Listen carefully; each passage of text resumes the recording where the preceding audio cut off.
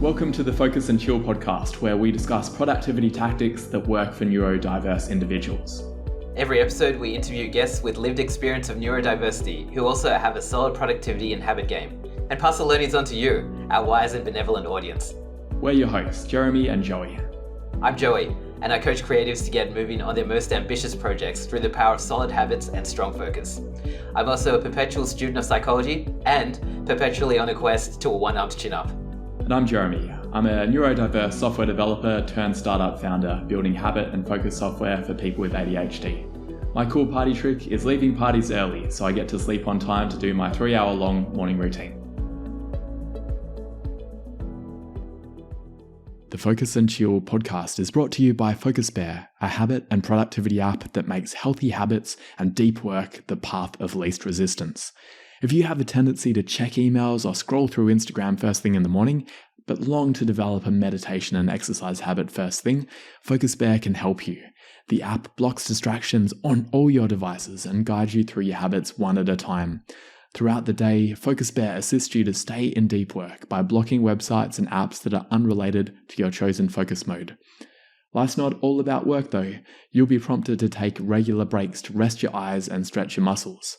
At the end of the day, FocusBear helps you switch off. Work-related apps get hidden so you can unwind and sleep well. Check out the app by going to focusbear.io. Welcome to episode number 23 of the Focus and Chill podcast. We're thrilled to be joined by Lizbeth Sanchez today.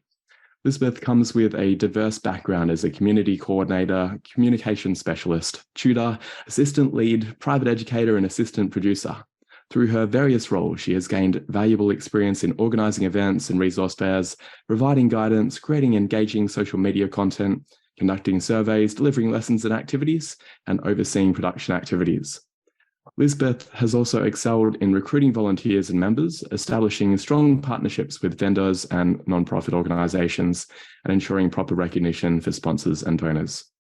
Academically, Lizbeth holds a Bachelor of Arts in Communications with a minor in Mass Media from Fresno State University. Her knowledge extends beyond her academic achievements, as she possesses extensive expertise in the fields of education and psychology. Currently, Lizbeth is actively pursuing additional education to further enrich her background. Welcome to the show, Lizbeth. Thank you for having me. Great to have you on. So to start off with, we're keen to hear about your experience with neurodiversity. When did you realize you weren't neurotypical, and what was it like in the process of discovering? That's such a silly question. I feel like I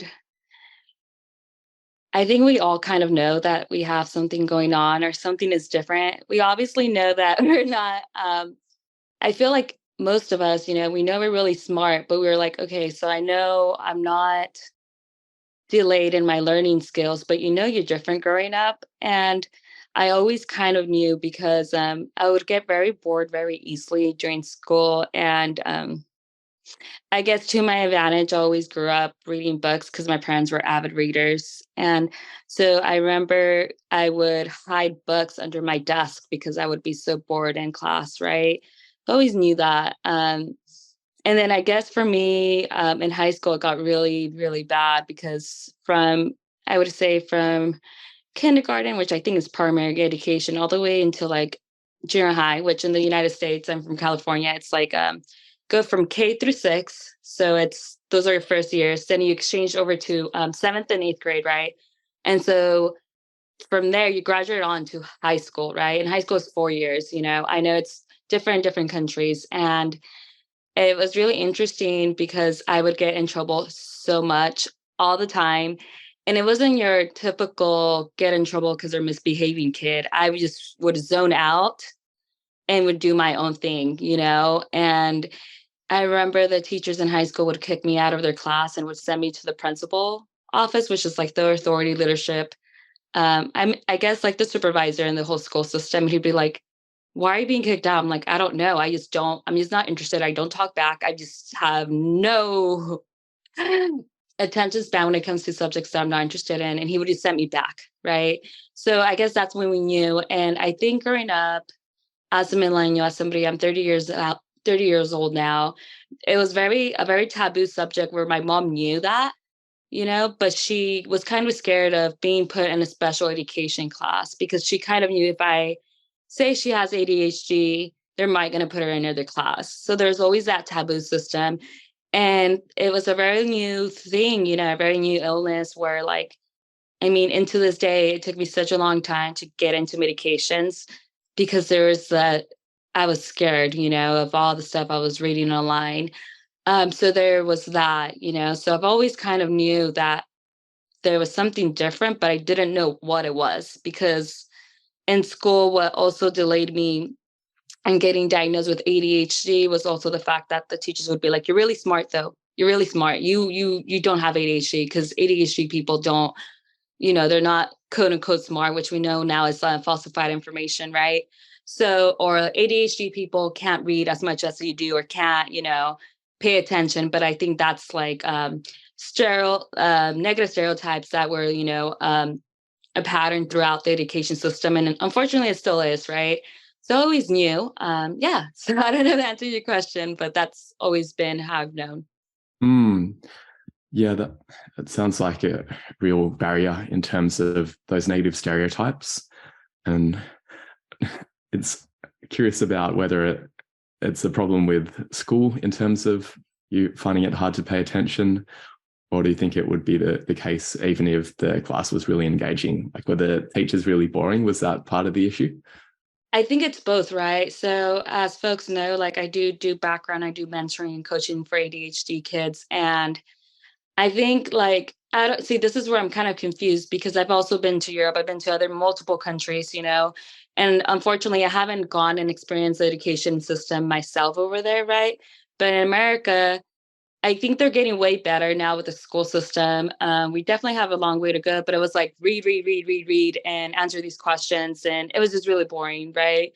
But as we're progressing through this mental health awareness, social emotional awareness era, I realized that most ADHD folks, they do better with visuals, they do better with creative arts and jotting things down, so and interacting, right? And it's not, from the studies I've read online from sources, it's like these tools that ADHD folks are using are also very helpful for, neurotypical, I think that's the term. Yeah, neurotypical folks, right? So now we're learning that not only do ADHD folks are learning better, also the neurotypical folks are learning better as well, right?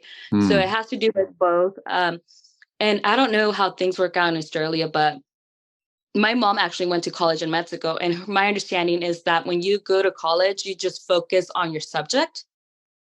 And in America, it's not like that at all. You have to have they're more of a holistic kind of point of view when it comes to academics. And I don't I understand it. I understand that we need math, we need all the core values, but I also see other studies from other countries where they're excelling in academics because they're also just specializing in their academics or what is interesting to them, right? So that's something where I like to engage. I would say it's a little bit of both. Yeah, because I guess it makes it hard if you have to do subjects that you have no interest in. And if they're taught in a generic way, I think maths is particularly hard to make interesting unless it's made very specific. I had this excellent mathematics class where I was doing a carpentry course, and all of the questions were about, if you're building a house, how much concrete do you need in order to fill this hole? Calculate the volume of concrete required. So you can see immediately how it's applicable. But I think often in the math classes that I did, it was very abstract. It's like, do this integral, and there's no connection with how you would ever apply it. I wonder if that's what it's like in the liberal arts education that you're talking about. Is it because they're trying to appeal to absolutely everyone, they have to make it so dilute and generic that it's appealing to no one? Oh, yeah, I can imagine, yeah, but I mean, yeah, I think and this is where I'm kind of confused too. So my boyfriend has ADHD. He's getting diagnosed right now. But he's an engineer and he loves math, absolutely loves it, which I just think that also shows how ADHD people doesn't really have to matter, it is what you want, you're interested in grasping, right? So I think it has to do with that. And I don't know, it's a really difficult thing to engage in. And I think math is a complicated subject as well, right? But for college, you're supposed to do a science class, and I decided to do geography. I love geography, but I had it was weather mapping. So it's weather mapping with stats, right? And even though I'll be honest, I'm not a big fan of math, and I would go as close to say I highly dislike it. But when it came to geography and doing the formula to coordinate the maps and gauge how fast this tornado was going, I loved it. Easy A, right? So it also, I feel like maybe we engage students in, okay, you have to do a math class, but these are the subjects in math, because math is, it can apply in all subjects if you really think about it, right? So how do we get the mathematical curriculum adjusted to your interests, right? So that's another thing where I got like, hey, why is it that I'm so good at math when it comes to making geography maps, and kind of like testing how fast a tornado or an earthquake is going, right? So there were formulas I had to learn to be able to do these maps as well, right? Yeah, that makes total sense, that when it's applied, it's much more interesting. Of course. What's it been like since it sounds like in high school, your mum didn't want you to get diagnosed because of concern about stigma? Is it something that you looked into yourself later in life? It is, and it was a very complicated process because I finished university with no medication, which I don't know if I feel like you could relate. It was really hard, and unlimited amounts of caffeine. Caffeine was my best friend. Self-medicated, right? And I was told by numerous professors, hey, you should look into maybe you have ADHD, because I would receive B's and C's, and they're like, how is it that in class you're so engaged, you're like hyper focused, but when you take the test, it's almost like this anxiety ball comes over you and hovers over you, right?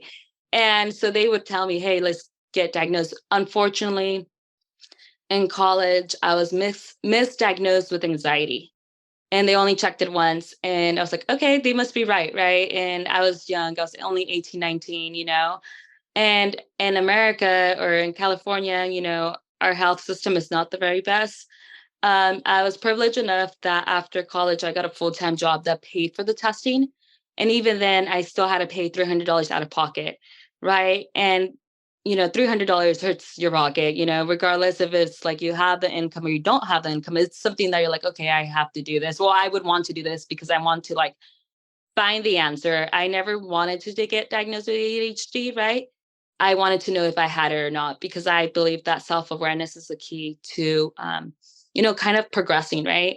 And so if you don't have health insurance, it's $5,000. So it also like kind of like, I think for me it really shined a light on the perspective of like inequality and how much, I can't even imagine what it's like for folks that are undiagnosed or don't even know that they have ADHD, and how horrible their life must be, in the sense that they're not even aware of this, right? I think like even being aware makes a difference, or being educated about it makes a difference. So that's how I got, and, even then I researched ADHD for 5 years because, again, I was really scared about like all these taboo, stereotypical messages about medication. And, if you have ADHD, you're not smart and stuff. And this is like, I think for me, that's something that I shared when we first communicated, was like, there's so many people that have ADHD and they're really smart, it's like, what is smart? We talk about um, professors and researchers now saying that they think Albert Einstein had ADHD, and it's just really interesting, like how it's almost like, I wonder if society, this capitalized society, is making it harder for ADHD folks, right? As in, I was like ADHD stuff happening, I just forgot my thought. But what I'm saying is like, yeah, like that was a process itself, and that's how I got diagnosed. I think that society's way of living also makes it a little worse, because if I go to Spain, which I've been, it's almost like they make life so much easier. Like everyone wakes up later on, everything's a nightlife. And as you know, ADHD people, like, for the majority, I don't want to, say everyone's like this, right? It seems like I did well. Like I didn't even take my medications. One, I can't take them over there, right? But two, it seemed like life was so much better because it was almost like they were adaptive to my ADHD lifestyle, where we get breaks, they have these siestas from like 2 to 4. get a break. And that was really cool. And then everyone walks, right? So we're looking at these environmental factors that play a key purpose, right? Like we know that technology makes ADHD worse, right? And stuff like that. So it also is like, okay, if you're walking everywhere, you're getting dopamine, right? If you're getting breaks, you're getting dopamine. So I'm wondering, how are we able to adapt this capitalistic culture into a more neurodivergent, inclusive environment for everyone? Yeah, and it's probably better for everyone, like you were saying before, with the learning styles, that adapting the environment in that way so people can walk around instead of needing to drive everywhere. And I think an afternoon nap is a pretty awesome way to live. I was in Yeah. Spain for a little bit and loved it, that lifestyle too. Oh, did you? Yeah. Where in Spain did you go to? I wasn't living there. I was on holiday. I rode my bike from San Sebastian all the way down to Sevilla in the south. Oh, Sevilla. Mm. Yeah. I've never been. I just went to Madrid and Barcelona, and I'm trying to convince myself to go this year and go to, Sevilla, because I heard it's amazing and beautiful, so much culture. Yeah, really beautiful. Yeah, well, what you were saying about the $5,000 for an assessment just blows my mind, because it must be a massive barrier. There's stats around unemployment rates being a lot higher in people with ADHD. So I imagine the number of people who would have health insurance to pay for it would be quite low.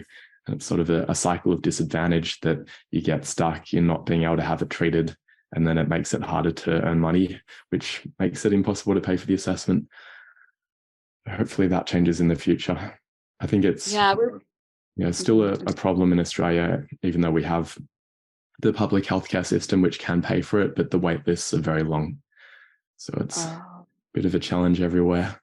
Let's move on to talking about your work. Tell us a bit about the different projects you're involved in. Yeah, most definitely. So I do ADHD coaching and learning coaching private educator at this moment. I'm currently going to school to become an educational therapist, and part of the work I do is make plans and learn the learning styles of different students so they can better adapt it, and do workshops for parents and I shared my PowerPoint with you. When I share this information when parents, they're kind of like, they get the aha moment where they're like, oh, I wonder this works, And so that is my work right now. Right now, currently, I'm actually working on, I think it's before we started, I was telling you, I'm getting more creative. I learned how to do websites currently. I'm learning, social media, graphic designing. And so my goal with that is to provide digital educational resources to folks with ADHD. So that's part of my, I guess, project right now would be doing that, I feel very passionate about this. I love social media. I love creating. I'm a very creative person. I would say not like super creative, but I'm there, So I think we have choices right now. Either we're talking about technology, it could be bad for you, right? We obviously know like the science behind that, right? So my whole perspective is either we get behind or we grow with it and make something out of it and use it to help the public, because it's like we were saying, like this is a big, huge problem for people that can't afford, healthcare, or even folks that are not even aware about this. So I think for me, my perspective is, instead of looking at the negatives, let's learn how we can use technology, especially with the AI, right? The artificial intelligence everyone's scared of. Okay, we have this going, it's here. What are we going to do about it? And for me, I decided I'm going to learn AI. I'm going to learn how to develop websites. I'm going to learn how to do this graphic designing to get these resources out, because it is, I would, I'm not saying I'm going to help everyone, but if I can get pieces of information out worldwide and just help one person be like, hey, I think I might have ADHD, or let me try that skill, and make their life a little bit easier. I think that's, eventually the goal, having these digital resources out for folks. Yeah, definitely. And I love that you're probably combating some of the negative stereotypes that you encountered when you were in high school, being able to explain the positive aspects as well. Is that part of what you do with your outreach?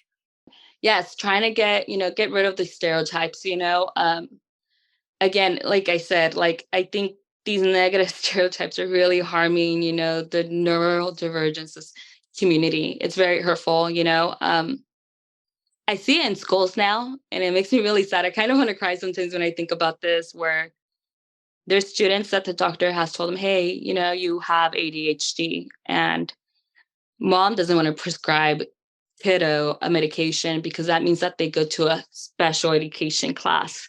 But yet I've seen students with ADHD that aren't, they're just normal kids that are hyper focused. I've seen a kiddo that was special ed, do a whole website because I taught them how to do it. Right. So these stereotypical things are really just harming society. And yeah, finding those stereotypical things and like thinking about how something that I really focus on is about like how marginalized communities and lower economic minorities tend to have ADHD more, but they tend to be less diagnosed. Why? Because they don't have the medical coverage. And why? Because there's no educational resources. So that's something that I've been really focusing on, because it's like, I think, and this is where the scarcity comes. In today's age, we think that, I know I'm not like this. If I read something, I want to cross-reference multiple sources, right? But there's folks that will see something, they're like, that makes sense, right? And so for me, it's very important to put those numbers and those science and those factual studies out there so people can understand, like, this is like actual truth. This is science. This is, this includes studies, right? So stuff like that. And also focusing on, like, for me, it's like how beneficial is exercise, how beneficial is meditation, how beneficial is taking your fish oil, magnesium, which is also increasing your dopamine, and I tell people you don't have to medicate yourself. You don't have to go on medication if that's not what you want to do. But there's other things that we also can do, right? That can help you better your concentration and your focusing style. Yeah, definitely. There's a lot of misinformation out there. So it's amazing that you're putting the science-backed information out there. So it sounds like you're pretty busy. You've got your work and your study and all these outreach efforts that you're doing. What do you do in your free time? I think this goes in correlation to what it's also the bad habits I was trying to kill off, was that on my free time, I definitely hike a lot. I travel. I like, doing the hiking hippie, I guess, quote unquote movement. It's funny because when I go to Europe, they're like, you're from California. I can see it already. And I think it's cute, so I do those. But like, honestly, I think for me, for the free moment, I do like graphic design. I like doing social media content. I like putting stuff out there, but just a little hard to, that's really interesting. We have talked about this because all my life I've been doing media. I've been doing communications. I've been doing education. And it's great that I'm hyper focused on somewhere where my work is at, but at the same time, I do tend to have a hard time not focusing from there, because not only am I hyper focused on something that's kind of distracting, but I love, and it's part of my work. And on top of that, I'm really artistic. They say artists are the worst critics. I really believe that, because you see one little small thing and it's like, why isn't that shape equal with this other shape? Or why is this color contrasted differently than the other color? And it's just really, it's that hyper fixation and being super a perfectionist, right? Because I thought I had to let go of that perfectionist side of me. I was like, oh, no, you're doing better. You don't have that. But it's still interesting when it's something as passionate as I feel like with ADHD or mental health, the hyper focus comes in and that perfectionism and hard critic comes in. Yeah, know what you mean there. It can be hard to know when to stop refining things. Yes. In terms of your morning, you were talking about how in Spain they wake up a bit later and they have a crazy start to the day. Is that something that you've been able to adopt? I don't think it is. I think you said you wake up at something very, very early, 4 a.m. or something like that. Yeah. We had this conversation before, right? Yeah. So it's really hard for me. I'm not going to lie. I think I've been doing that for 3 years now. The worst part was the first year. One, ADHD people tend to be night owls. Two, ADHD people tend to also have, I think it was like they made a study, correct me if I'm wrong, and I can reference check that, 60% of ADHD people have, what is it, sleepless leg syndrome, which means you toss and turn a lot during the night. And very fortunate enough, I also have sleep apnea. So it's like, oh, okay, I have all these contributing factors, right, that lead to like unhealthy sleeping habits. So, try to stick to 2 cups of coffee a day at the very most, right? So waking up at 4:30 has not been the easiest, but I'm really thankful that I have done that because in America or in California, it's really beneficial when it comes to my ADHD in the sense that I get up in the morning, I I have my coffee ready, and we need that dopamine hit. And then I have my medication on my side table, ready, take it. And so as social media is also part of my job, I takes 30 minutes for my ADHD medication to settle in. Go on my phone, look at the trends of social media because it's part of my job. I'm like, okay, let's do this. Might as well as the medication comes in. Relax. Okay, by then it's 5. I meditate for 13 to 15 minutes every single day.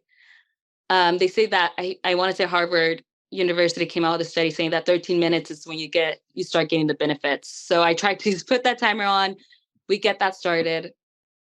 And then I try very hard to sometimes put like these like calming music after my medication, because I want to be in the zone when I medicate or like while I meditate, right? And waiting for the medication to hit in.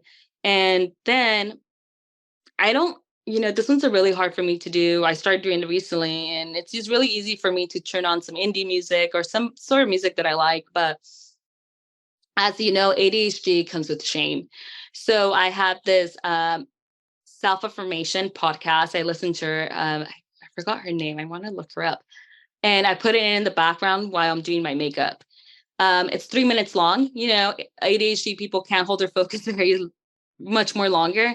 So it's a lot of like rewiring, right? Because also being mindful, like we've been told a lot of negative things. And this is why I told folks, even if you decide not to go on medication, even if you do go on medication, whatever the case, whatever route it is that you take, please go to therapy because we don't understand how much shame has been wired to us being you're not worthy enough or you're not, as productive as you could be, or you're also so hard on yourself. I don't know about you, but for me personally speaking, I'm like, well, you could have done that faster. You could have done this better. There's a lot of like self-critical things that we do to each other to shame ourselves, even the words you use. And luckily enough, I think that I always tell people, they're like, how are you such a good communicator? And I was like, I got into communications because I thought I was a horrible communicator. Little did I know it was the ADHD as well. So that's how that got started, right? So being mindful. So I put on those positive affirmations for 3 minutes. My clothes is always ready a day before that. Once, I get up, I go to the gym from 6:30 to 7:30, take a shower at the gym, and then my day gets started like that. Because I think it's also really important, like timers are your best friends. I always tell this to people, like, I don't journal every single day. I journal like 3 times a week, but even putting those 3 minutes of just, even if you can't journal, bullet point, because what we don't understand is that sometimes our feelings as people with ADHD, we can't really regulate our feelings as well as neurotypical people. So being mindful, and I swear that has changed my life, just doing that in the morning. But that's usually what, the formation or the structure of my mornings consist of. It's really admirable. I'm in awe getting up consistently for 3 years at 4:30 a.m. Something I'd like to move towards. You can definitely do it. I promise you. And nobody's up in that at that time. So you get so much done because we love to be distracted, right? We know this. This is why I'm saying like the morning really works out for me because I'm not getting distracted by anyone. It's like, who's up at 4:30? No one. So it's great in that term. Yeah, definitely. Okay, so you go to the gym and then you said you start your day. What do you do to optimize your productivity during your day? Lo-fi is my best friend. I love lo-fi because it's just the beats, right? And as we know, and I think it's 540 HZ. I should have wrote this down, but there's certain beats, and you can look them up on YouTube and on Spotify or whatever like music platform you're using that actually makes these beta waves. They make you concentrate more. So I'll put that during the background, and definitely like I know they always tell me like, oh, ADHD people can't use a planner, right? And I understand that. So I do have a calendar, but writing stuff down makes your life easier 100%. Like it's just writing stuff down. And this is what I tell folks, even if you don't want to do it, even if it's 1 or 2 things, because as you're scratching that or putting that marking that to-do list, you're getting dopamine hits as you're doing that, right? So being mindful of that, taking breaks. And if I notice myself that, for example, I can't concentrate, I have this realistic goal where it boosts up my confidence, right? I'll be like, hey, let's just do 15 minutes right now, right? what happens is like those 15 minutes come out like a breeze. And then I end up doing my work anyways, right? Because at that, I'm already in the zone. If that makes any sense. Yeah, I love that. It's the same for me. It's just that task initiation that's the hard part. And then after that, get into the zone and it's easier to keep going. Yes, I agree.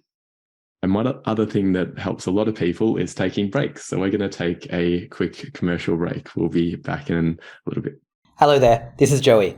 I'm excited to tell you about a project I run where I help imaginative people just like you breathe life into their creative dreams, like writing that book or performing that stand-up comedy set. I know the first step can be daunting. I've been there many times and have helped many people on a similar journey. If you've wondered how to bring those ideas swimming around in your head to life, get in touch. We'll shrink the intimidating dragon of a goal into a cute little lizard of an achievable daily habit that you can do every day to get started and stay moving. Click on the link in the show description to get in touch. Okay, we're back and keen to hear now about a habit that you'd like to remove from your life. I think you might have been talking about it before in terms of the perfectionism when you're working on graphic design and the shapes don't match. Is that where you were going to go with this question? Yes, of course. And like, again, I feel like I definitely feel like I'm blessed, or I guess I'm lucky that whatever I'm passionate about seems to be where the future is going with AI and graphic design and social media. But it can definitely be distraction. Like learning how to set those boundaries is really tough when it comes to graphic design. With every other aspect of my life, I'm like, it's perfect, it's done, we're doing a good job. But when it comes to art, digital art, it's just really hard for me to like switch over. So are you using Midjourney and tools like that to try and create the digital art, or how do you do it? Yeah, so and I think that's where I'm like, oh, okay, so it's called Canva. Oh yeah. I don't ever heard. Mm. So I use Canva, but I have the premium. So what I do a lot is like remove things from the background. I do digital free drawing, like I do Adobe Photoshop, Adobe. I think it's like graphic design, InDesign. Like I use multiple platforms to do stuff like that.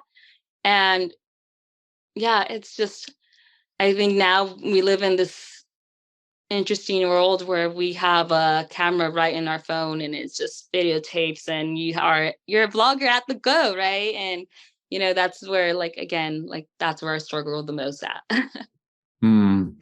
Yeah, my co-host Joey, who couldn't join us today, I think he's similar, that there's been a few times where he's been working on a digital artwork and he stays up until 3 a.m. because he just wants to keep on refining it and refining it. Yeah. I get frustrated by it and just give up, and I hired graphic designers to do it for me because I don't feel like something that I want to do. But I'm glad that people like you love doing it, that hopefully it's possible to set those boundaries as well. So in terms of, you get up at 4:30 a.m. and I think you were saying that in order to achieve that, you go to bed quite early as well. You were aiming for 7.5 hours of sleep. So is it maybe go to bed is it 8 p.m. that you go to bed, or what time would you go to bed normally?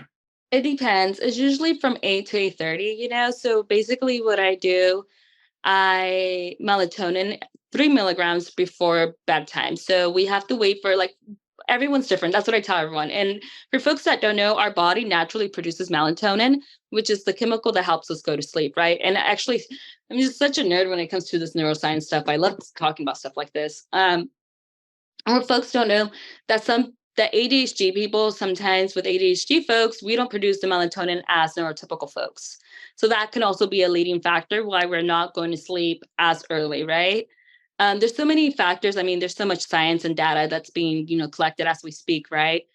So I have that melatonin 2 hours. So by the time it's 8:30, we're ready to go. And I bought this cute Amazon. It's like this machine that's a massage, like a little chair massage thing.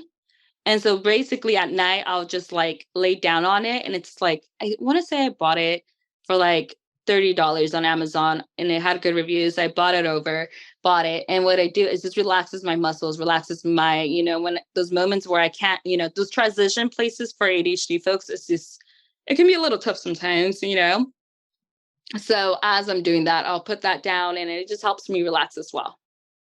I love that. So you put it on the back of the chair, do you? And then it's a massage roller? Yeah, let me show you. I actually have it. It's so let me see. I don't know where it's at. I wish I can show you. It's like this cute little thing, and it's like a chair massage, but you connect it and I'm trying to look for it and I can't find it. But yeah, it's connected underneath, right? But it's really small. It's like this. So it's like this. Like I would Hmm. say like it's the top of your, of your back, because what I noticed, us ADHD people love spending money. At least I do, for dopamine. So Hmm. I was constantly going to get massages, and I was like, oh, I'm spending a lot of money in this. Let's find a way on how I can get the best of both worlds. And that was what I came up with. And it actually worked, because I did catch myself spending money to go get massages weekly. I was like, no, no, no, I can't do this anymore. Hmm. Yeah, amazing. I'll have to check that out. Anything else that you use to help you wind down in the evening? I don't know, maybe marketing podcasts, just because that's something I'm passionate about. So at this point, I may utilize like a marketing podcast, listen to a self-care podcast.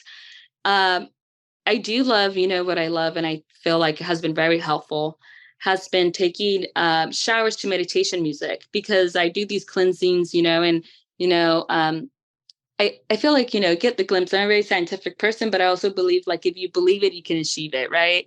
So also processing throughout the night, like, oh, okay, this is what I want to get rid of. Like kind of just because there's a visual, you're able to like disclose or disregard, any negative thoughts you had, which again, I hate.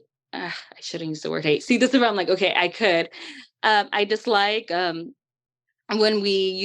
this term in America, it's called toxic positivity. I don't know, it's in Australia, where it's like being too positive. I feel like that also can hurt the mental health and the ADHD community, because something that I would advise people to do and has helped me greatly is just embrace it, being uncomfortable.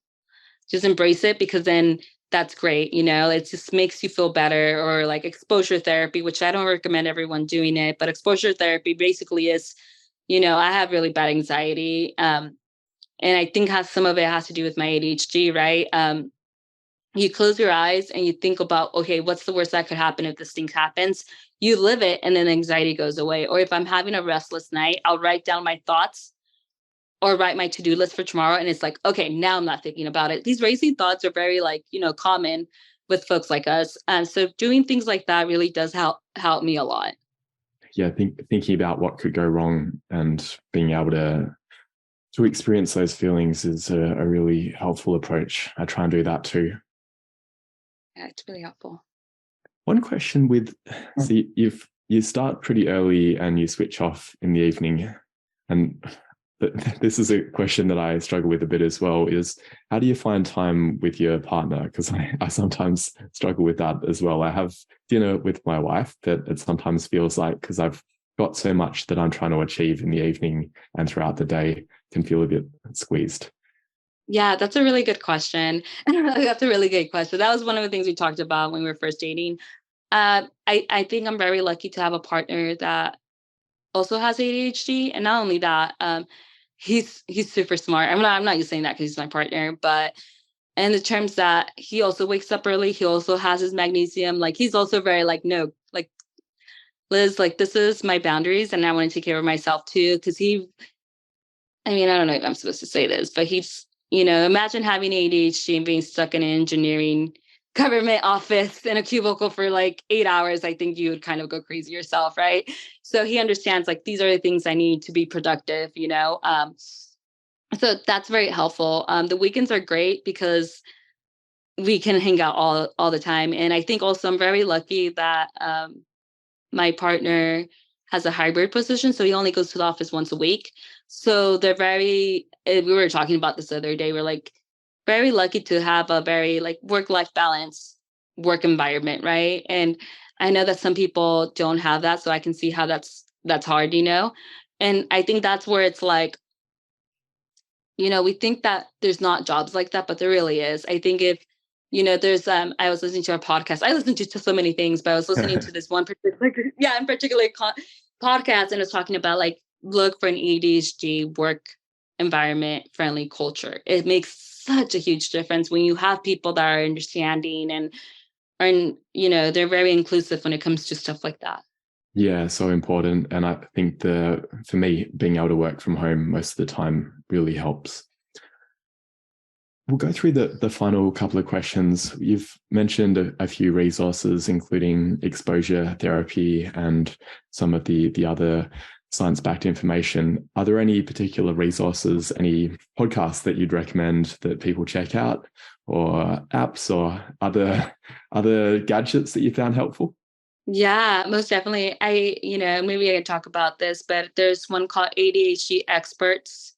And oh, I love this girl. That's the one I told you about. What's her name? Or she goes, what the ADHD, right? She has small clips, and she really does an amazing job, simplifying what is ADHD, how like everything works. She has anything from like time management to like, we can definitely like share, her link and stuff. But when I was getting diagnosed, she was so amazing, because I was like, even if I don't have ADHD, like these are helpful tools, right?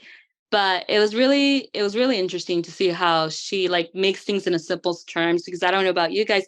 That's where like I get a little like irritable, being honest. Is like sometimes the material that's put out there for ADHD folks is very much like scientific or much advanced, and like I can see how it can make it difficult for some folks to understand it, and it's like, do we not understand that, like, not everyone is at the same reading level? I think that's another thing that, we can work on as a society. Yeah, definitely important to make it simple without dumbing it down. It sounds like Mhm. those podcasts are able to do that. How about your own social media presence? Where can people connect with you and find the information that you're putting out? Yeah, right now I do have my LinkedIn, and I can share it. I was like a little nervous, but I can definitely share that. I actually made my own Instagram professional profile. I wanted something just to be mine, So let me see. I have it right here. It's like We can put it in the show notes afterwards, but if you have it handy, feel free to read it out. yeah, Lizzie, and then it goes underscore Liz and then underscore. So we can definitely put there. I think it's a little complicated. It has a couple of Z's and a couple of E's in there, but we can definitely put it underneath. Yeah, cool. We'll put it in the show notes. All right. And any final words or asks for our audience? I think this is one I struggle with. Embrace your ADHD and know that your ADHD isn't who you are. Which we're all different, we're all unique and special in our own way. Don't let this like these negative stereotypical, these narrow stereotypes identify you, because you're so much more than a diagnosis. Love it. Well, thanks a lot for coming on the show. We'll wrap the show with that. Thanks for tuning in to this episode of the Focus and Chill podcast. To listen to other episodes, jump onto podcast.focusbear.io. If you'd like to be a guest on the show, or you know someone who'd be a good fit, email us at team@focusbear.io. Otherwise, stay focused, stay chilled, and peace out.